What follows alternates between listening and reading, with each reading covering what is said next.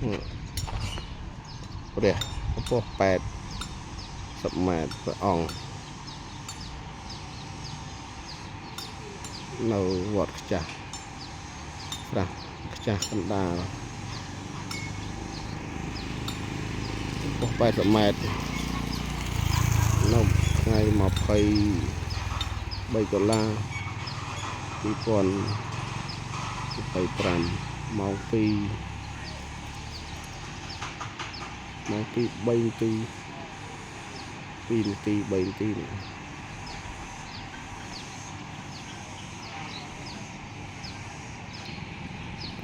ព្រះវិហារចោះសេមារួចហើយនោះមនុស្ស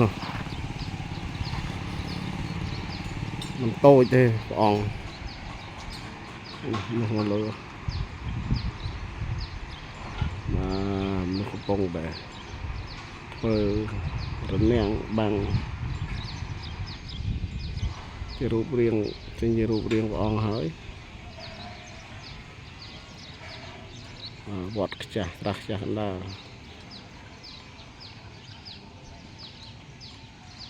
មើលទិដ្ឋភាពហើយ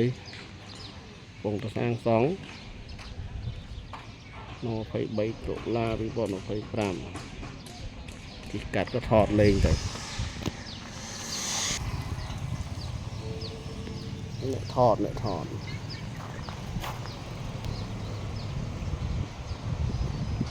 ់វ៉ែនតា